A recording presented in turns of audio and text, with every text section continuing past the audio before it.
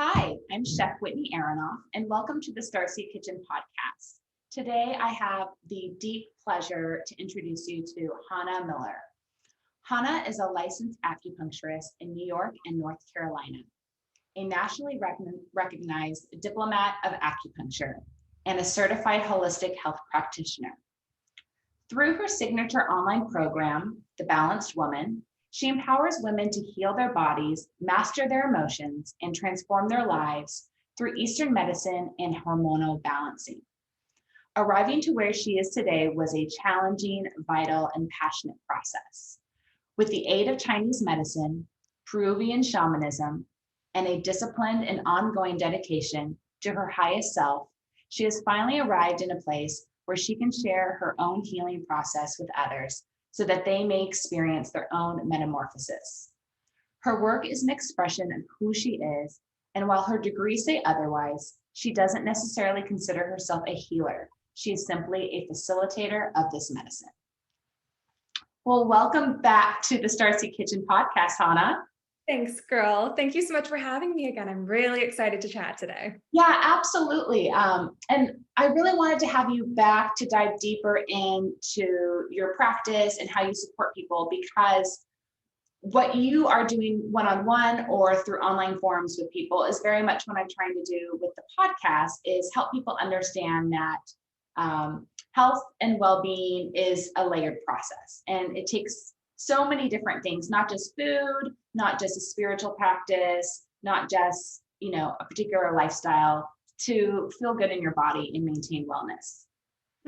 Yeah. I mean, that's really well said. It's complex, and that's one of the reasons why I created my online program in the first place. Was I felt like there was no one place for women to go to in order to heal. Either things are very food heavy or fitness oriented, or therapy, which is much more concerned with the emotion or the mental aspects of wellness. And true holistic health encompasses all of these things. And the program that I created is founded in Eastern medicine, which is holistic by nature. So you understand, because you suffered with chronic inflammation and a frustration in getting to the root cause of your health issues. What were some of the root causes that you found that created the inflammation? Because it's different for everyone and it's layered for everyone. So would you mind sharing what you felt were a few of the things that were causing the inflammation in your body? Yes, I'm an open book. You can ask me anything, which, it's definitely different for everyone, but across the board, there are definitely certain things that you see with not just, not with yourself, but with everybody as a whole. So blockages and pain and inflammation primarily come from insufficient movement of energy, blood, and body fluids, paired with any sort of external trauma. So for me, I remember having health issues as a kid and seeing doctors and not really knowing, like, where is this coming from? Why is this happening? And for years, I really struggled with fainting unexpectedly, and obviously freaked out my family, freaked out the school, freaked out all of my friends, because I'd be fine, and then suddenly I'd be out like a light. And I saw so many doctors, so many practitioners, and nothing really clicked or made sense. I tried medications and different exercises, acupuncture, herbs, but it wasn't until I was a little bit older that one specific acupuncturist was able to trace the root cause of that particular health issue to a trauma that I'd endured when I was 3. So it was, I fell out of a 2-story window and was largely okay, but the shock was still in my body. So that impacted my health and was resulting in the fainting pattern. So by understanding the root of it, I was able to, one session with her, and it was like magic, like something finally shifted. So even though I'd been treated by acupuncturists and had fantastic herbalists and great Western doctors, because I didn't know the root cause of what was happening, there wasn't a solution. Like, nothing really made a difference. Yeah. So in your program, what are some of the modalities you help teach people to help them stay well or reduce inflammation or balance their hormones? Yeah. So it's, as you know, it's a complex process. Yeah. So I've, based on all of my experiences and my education and the experiences that I've had with my in-person patients, I ultimately developed a system for addressing every last aspect of who we are. And with everyone, it starts on the physical, because plain and simple, if you don't feel good physically, there's not a whole lot of capacity to work on the emotional or the spiritual realms. If you're in pain, that's eating up a lot of your consciousness and your energy. So the way that I've organized it is the first month, we're very much dedicated to healing the physical body through food, through movement, through, resolving blockages of chi and blood stasis. And then the second month, when the physical body is really well nourished and functioning properly, there's room to start to work on the emotional. So the real modality that comes in is a combination of qigong, breath work, but also really deep meditation and working through those emotional blockages, understanding our trauma. And like I was talking about before, and like you really seem to know as well, resolving things from the root. So once the physical and the emotional have come into focus and you just feel good and you have a grasp on your emotions and your mood and and how you feel in your day-to-day, it opens up a lot of space to think about, how do I move through the world? So we look at relationships, family dynamics, childhood trauma and history, behavioral patterns, emotional patterns. And it's amazing because once you start to make sense of everything and it gets really organized, your vision becomes so clear. And that's why at the end of the program, we really focus on, who do you want to be? Like, how do you want to, leave a legacy on the world? Like, what impact do you want to have? How do you want to help others? So it just, it's a big program, but It 3 months, and we go after all of it. It's a transformational program. It is. And it's really, so how many months is it? Is it 3 months? Mm-hmm. Yes. So it really is a season. You take a season of your life and then you're allowed to transition into the next more freely. Yeah, beautifully put. Yeah, it's a season of your life. And it's amazing because, think about how many diets people try and how many exercise routines they try. And they'll be so dedicated and really invested in something, but you'll be doing it for months and months and years and not really seeing big shifts in your physical body or in your emotional mastery. People will go to therapy for years, and it absolutely helps, but it's when everything is paired together and combined holistically in one cohesive system that it's like magic, like watching women just completely change from the start of the program to the end. Can you share some results that you've seen with your clients that have gone through the program? Sure. I ended up making a whole success stories page on my website because good. I'm so lucky that, these women are just unbelievably dedicated and they're always so willing to share their stories and put their names and their faces on it. So you can absolutely go and read those. But in terms of results, they're varied because everyone's experiences and pasts are so different. But across the board, everybody develops a really healthy relationship with food. So, and with their bodies, because as women, especially, that's always a major point of contention. And I've heard again and again, like, for the first time in my life, I really love myself. So that to me always feels like the big thing. I'm like, I just want you to love yourself. Like, I love all these women. It's not hard for me to love people, but it's really special to watch them just fall in love with themselves. But from a much more like basic perspective, you see dramatic improvements in their hormonal health, steady periods. I've had several women get pregnant, which is always exciting. That's wonderful. And major resolution of chronic pain and issues and suffering such as PCOS, PMS becomes non-existent, chronic migraines. I had a woman who had been suffering with chronic migraines, for oh my God, like 20 years, maybe longer, and had done everything. And within 2 months, completely gone. They haven't come back. So it's like, just imagine what it's like to have all of these issues that have been following you around for years and for many women their entire lives. Mhm. And suddenly it's like, oh, like it's only been a month and everything's fine. Like everything's peachy. I can think clearly and I feel good and my energy is great. So it's across the board, like really just wonderful results. But That's so definitely nice to hear. is like it.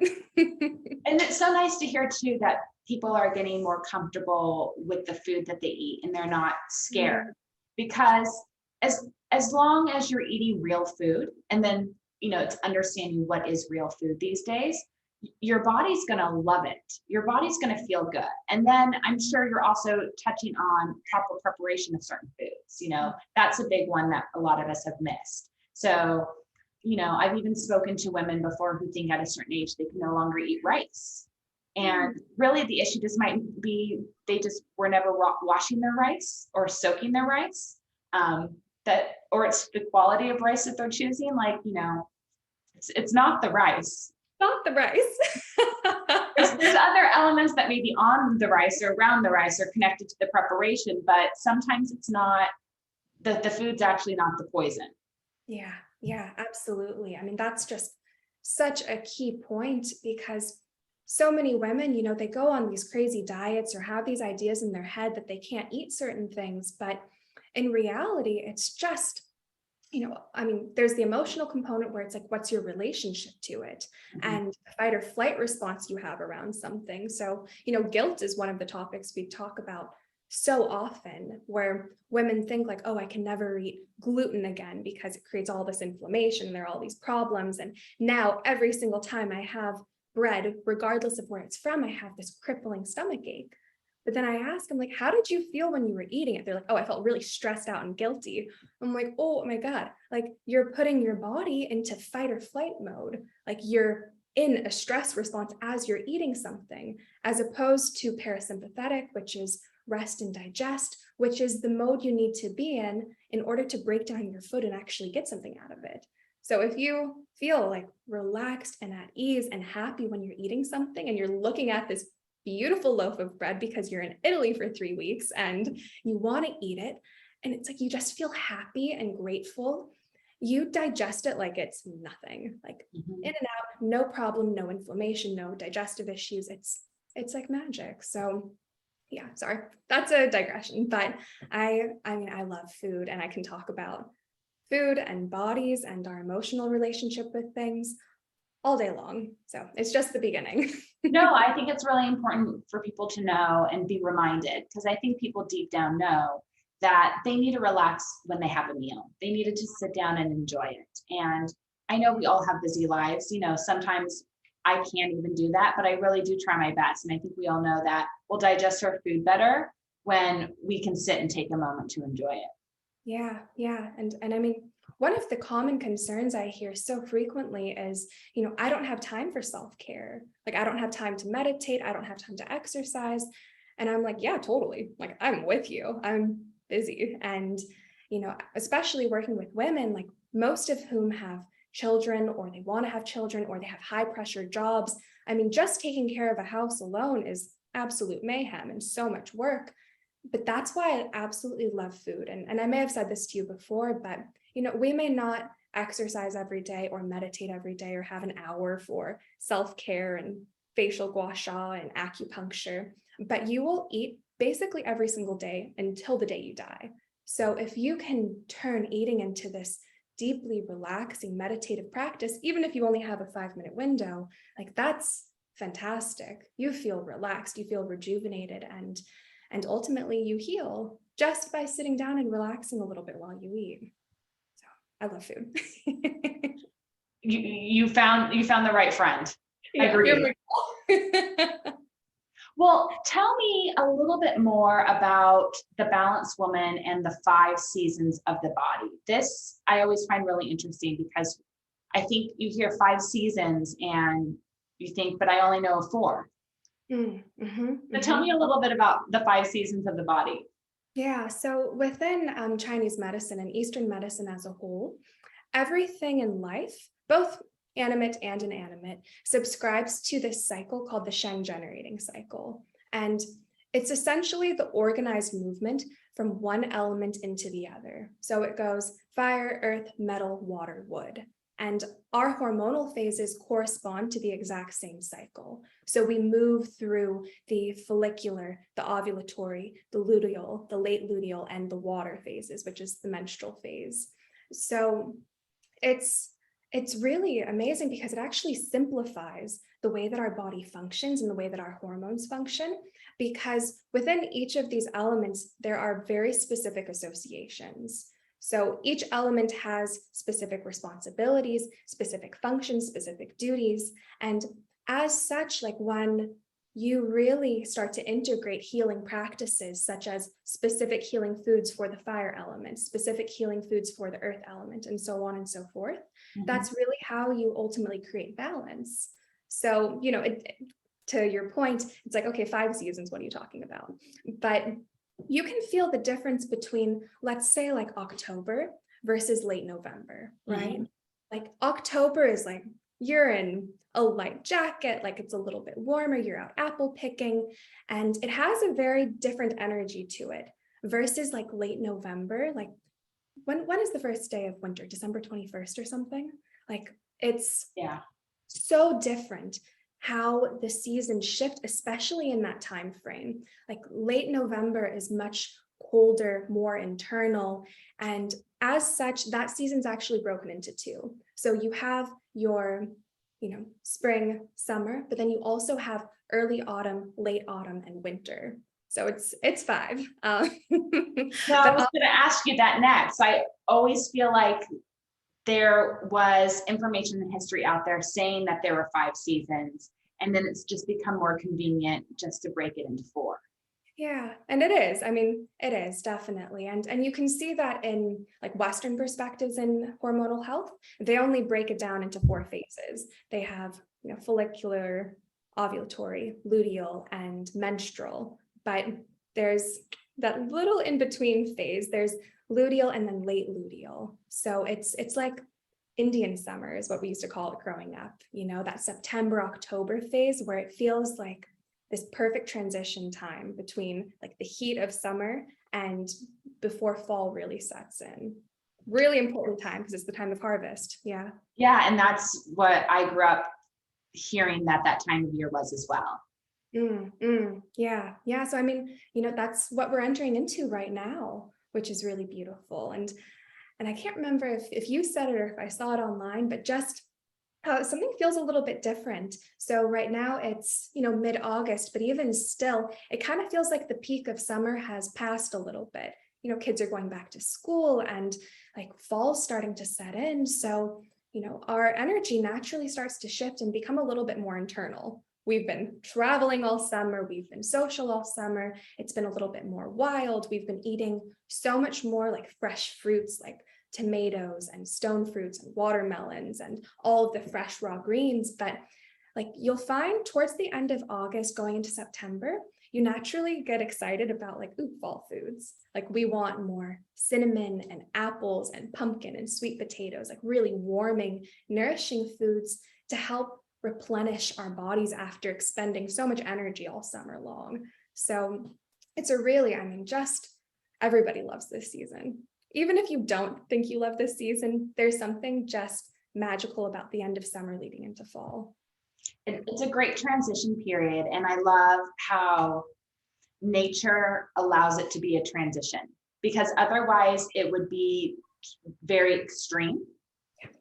And it could be too much for us physically and emotionally. And so it really provides a nice calming transition into completely different foods. If we look at summer foods, they're mostly foods that grow above ground. And then we move to fall foods, and they're foods that grow right on the surface of the earth or below ground. Yeah, exactly.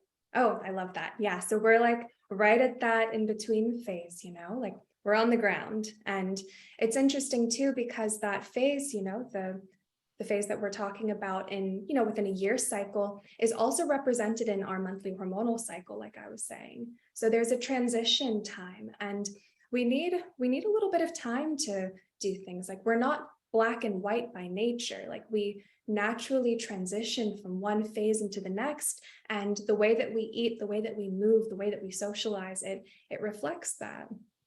Do you encourage women to eat according to their cycle? Do you suggest there's certain foods that you eat during different cycles?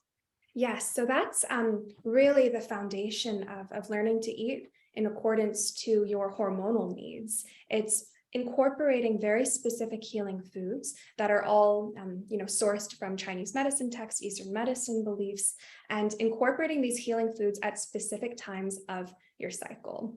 And what that does, like let's say for instance, right now we're kind of in that summery phase, but like let's say the fire element, which corresponds to high summer, corresponds to ovulation. So I recommend that during your ovulatory phase, your internal summer, you eat more of those like above ground foods, more raw foods, more fresh foods, more cold foods. Whereas on the opposite end of the spectrum, during your water menstrual phase, which corresponds to winter time, you don't want to be eating a lot of cold raw foods. It taxes the body, it taxes the organs, and it's important to instead focus on like really yummy, nourishing food. So, and you can tell like during your period, very few people want like really cold raw foods. Like we want ramen and soup and stews and meat, and we want things that are a little bit more dense and nourishing. Yeah, absolutely. So I learned a little bit about the 5 seasons when I was in culinary school.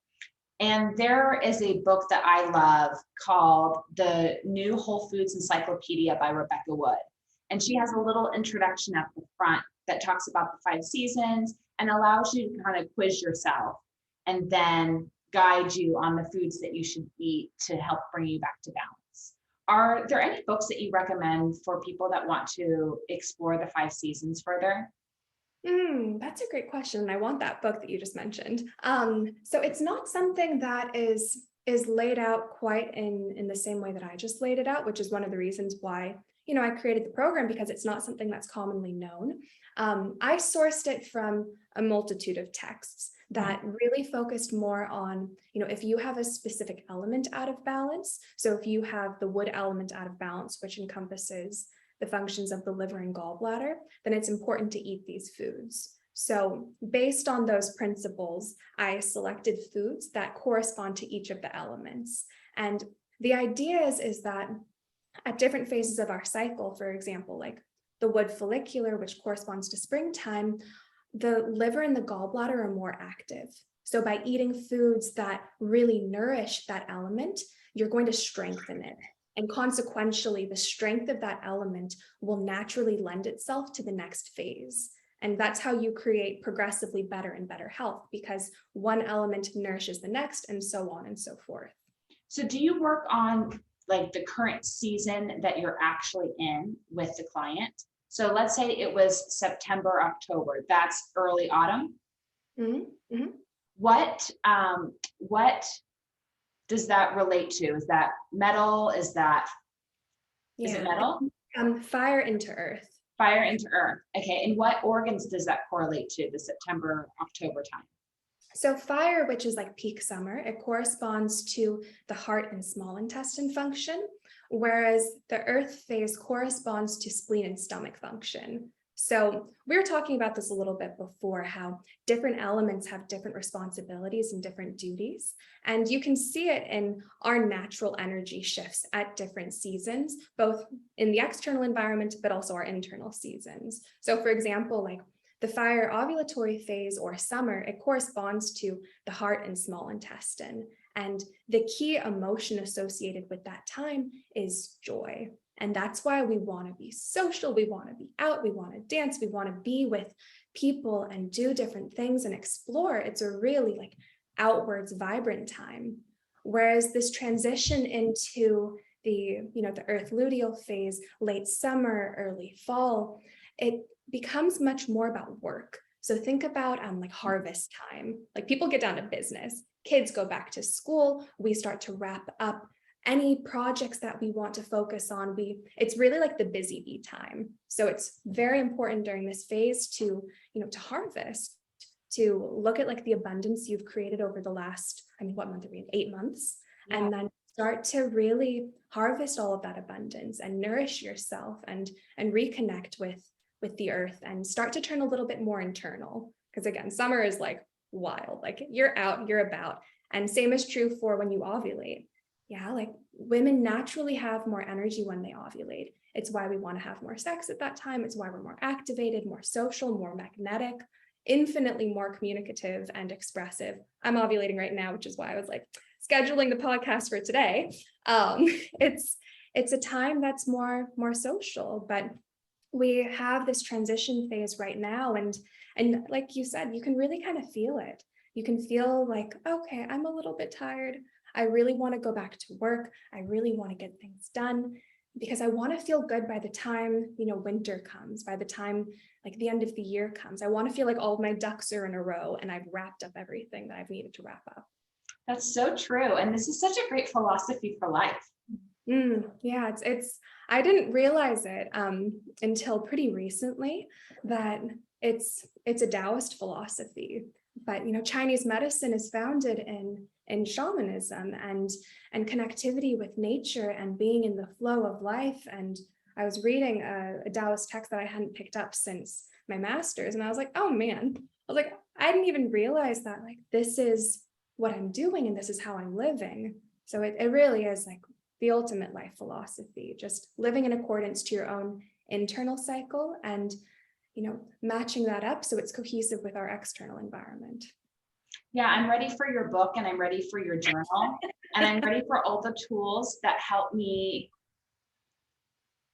that remind me of the season that I'm in and what I should be celebrating and enjoying.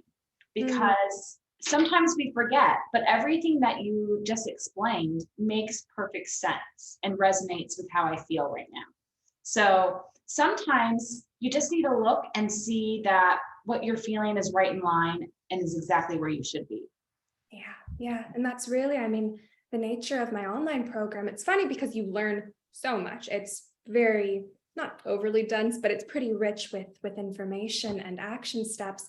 But what I hear so often is like, I feel like I'm just being reminded. Like, I feel like I'm just coming home to myself. I'm just remembering like what it is that I actually need to feel like healthy and nourished and cared for so that ultimately I can take care of everybody around me. It's more of a remembering than it is learning something new.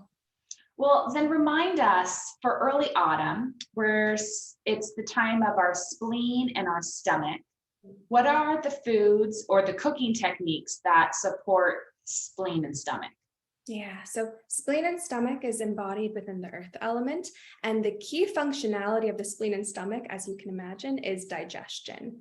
This season is all about breaking down food, extracting nourishment, really like it's the ultimate nourishing time. So think about like all of the foods that are starting to emerge right now. Like apples are really important, sweet potatoes, just like watercress is really important, radishes, things that what you were talking about, they kind of walk that line between summer and winter. Like it's fall foods. I always think about like harvest bowls, like you go to any like farm to table place right now and everyone has an amazing harvest bowl right now. So a lot more grains like millet, corn is actually a great food for that transition time. And it's more about roasting. Yeah, you want foods that are infused with a lot of warmth, a lot of heat, roasting, grilling, just like, so good right now.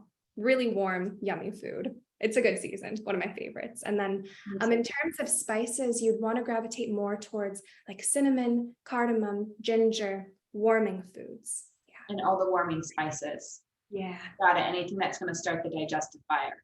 Yep, exactly. Yeah. What do you think about hot foods year round? Are you someone that believes that you should be always, having a little bone broth or tea or hot soup? Do you subscribe to that year round, or how do you feel? Yeah, that's a great question. So again, like hot foods very much correspond to that late luteal, like late fall and winter phase, so water menstrual. So I really recommend that, women especially eat more cooked foods, soups, stews when they're on their periods, regardless of the external season.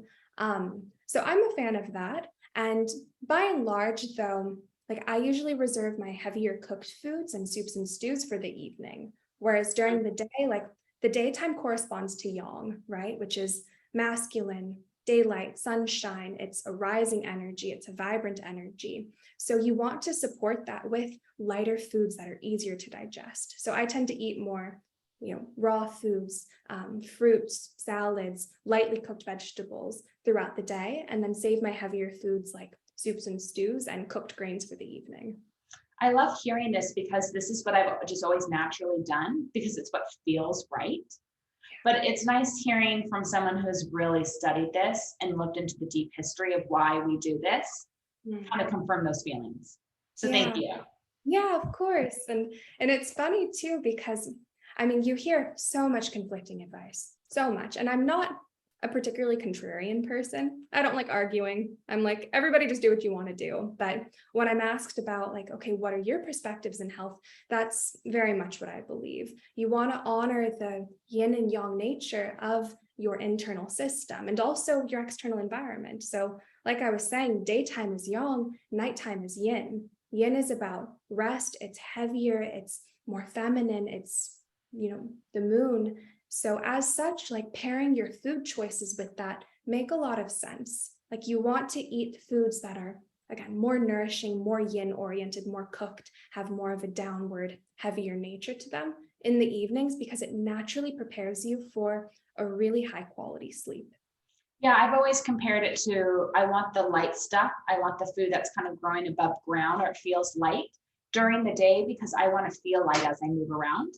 And then in the evening, I want to feel grounded because I'm home and I want to be able to finally kind of come down from the high and settle in and be at peace. And that makes me think of food that is growing underground or right on the earth or something that's just slow cooked and brings me back. Absolutely. And that's why you look so young and healthy. Oh, thank you. Oh, gotta keep it going. Right? Keep it going.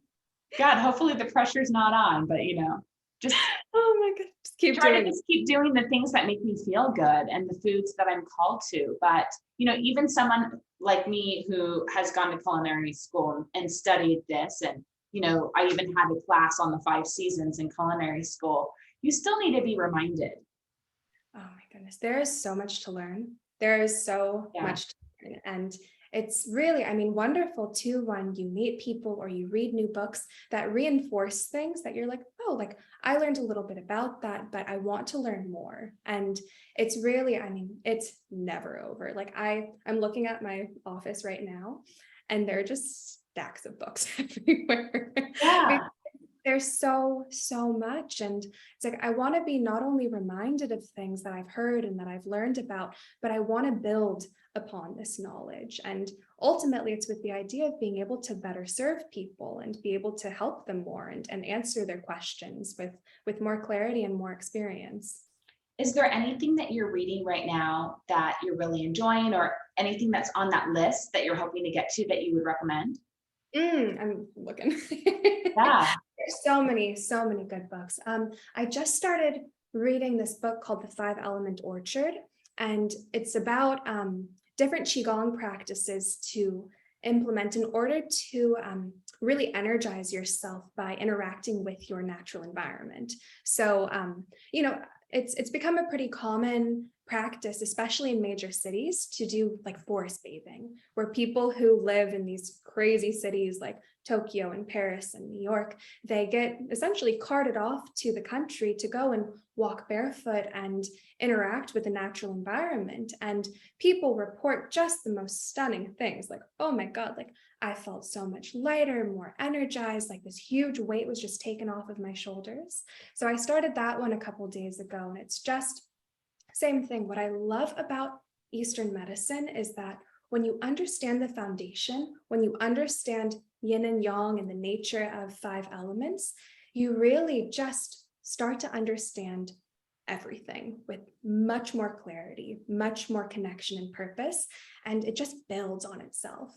So even though I'm reading this book on Qigong, it reminds me so much of what's happening in my hormonal cycle, what's happening in the way that I treat my body and the foods that I eat and the relationships that I have and, the work that I devote myself to. So that's what, I mean, I'm like a total Eastern medicine junkie, and there are so many books and I'm trying to read them all because they're different, but really just work so well together. Yeah, absolutely. Each one has like that little nugget or that spot that you have to highlight and go back to over and over again because they just say it right.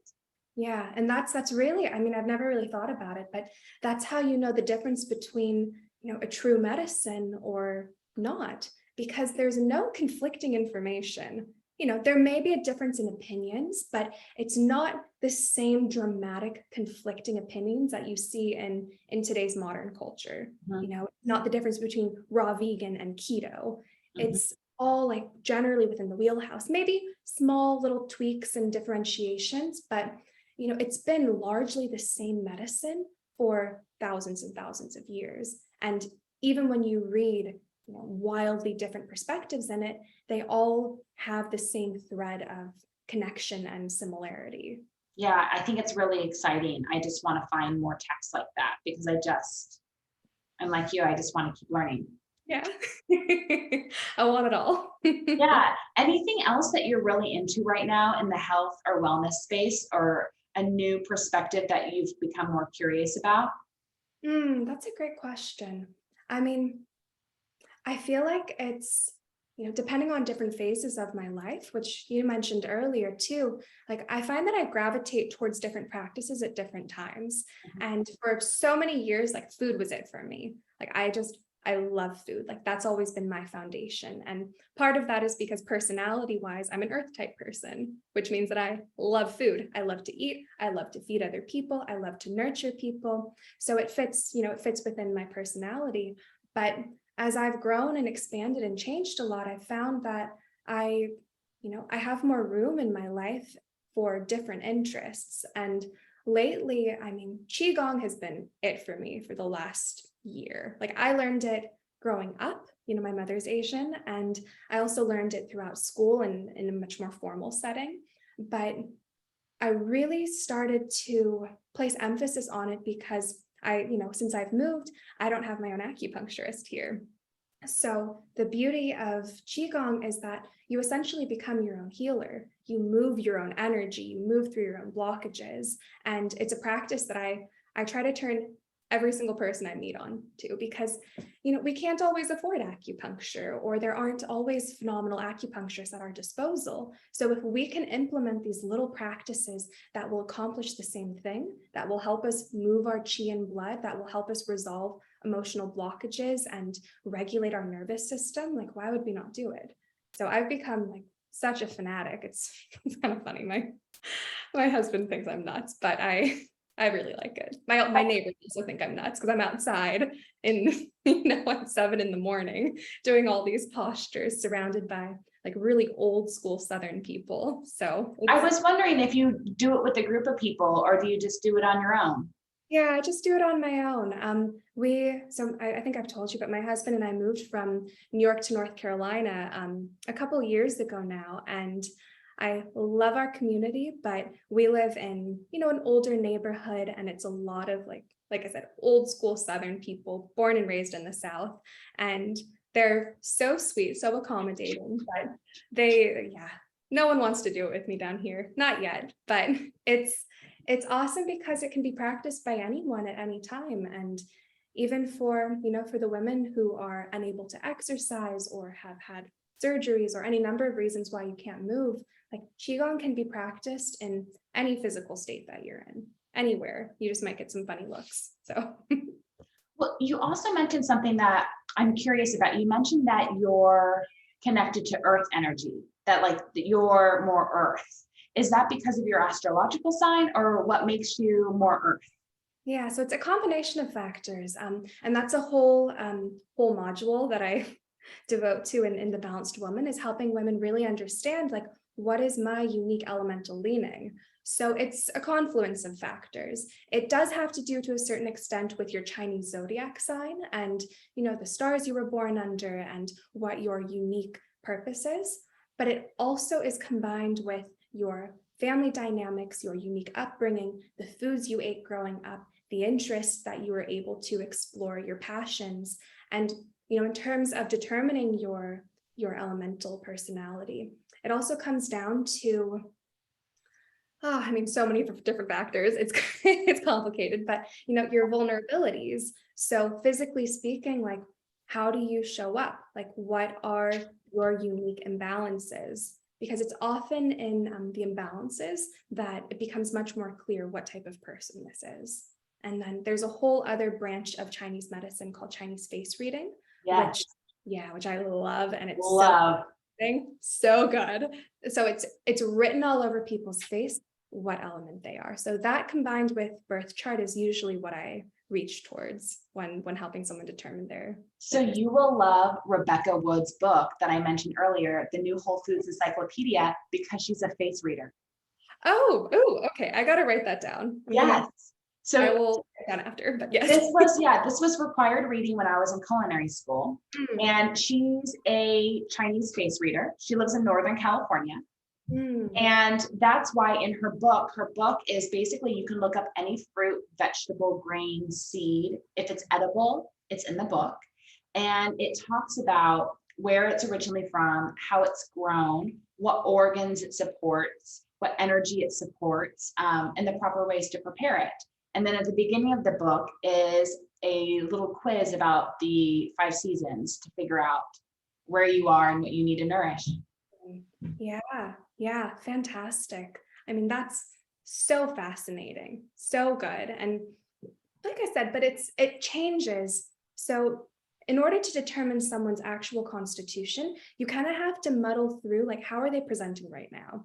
So in New York, you may be inclined to think like, oh, everybody's a wood type personality. They're ambitious, they're driven, they're hardworking, they're goal-oriented, they're, really fierce, but also prone towards extraordinary stress. And therefore they have, tight necks and shoulders, like a lot of tension in their body, prone to migraines, tension headaches, difficulty digesting fatty foods, difficulty digesting spicy foods, can't drink alcohol, coffee exacerbates things, ulcers.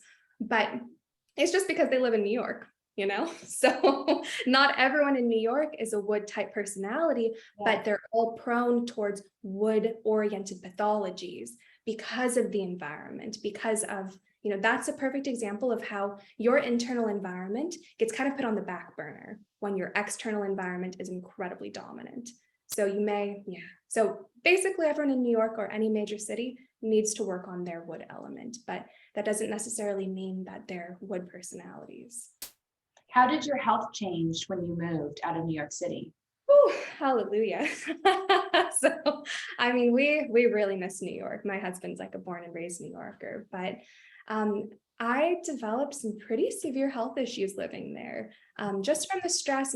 And most likely it was combined with the fact that I was getting my master's at the same time. But yeah, like, I was really struggling with some pretty severe digestive issues, IBS, chronic fatigue, a lot of nasty migraines, insomnia, like you name it. I was experiencing it, hormonal issues, bad periods, which is funny because I was in school to become a healer and an acupuncturist.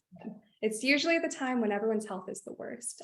So moving and just being in a place that's surrounded by nature, like we live on, an acre property surrounded by trees, and we have a garden, and it took time, but it was within about a year, everything went back to normal. Like, everything's fine. Like, my skin's fine. My dandruff is gone. My digestion's good to go. I very rarely get headaches. My energy's significantly better. I sleep well. Like, it's like night and day. So super important time, but I'm happy to be here.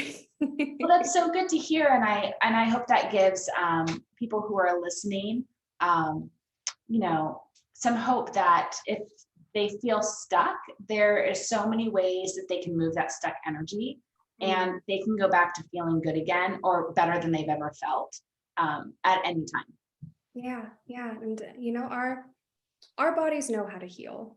Like, we intuitively know how to heal. Our emotions know how to heal. There's a reason why, like, when it comes to traumatic experiences, we don't even necessarily remember them if they're from childhood. And it's because our bodies are like, nope, like beyond our capacity. You don't need to deal with this right now. Let me just shove it away for a while, and we'll deal with it when you're strong enough, when you're capable. Like, we always know what we're doing, not consciously, but subconsciously, everything works the way that it's meant to work. So when it comes to, a healing journey and really diving deep into this practice and letting things come up and working through the resolution of blockages, we do so when we're ready and we have the capacity to embrace them.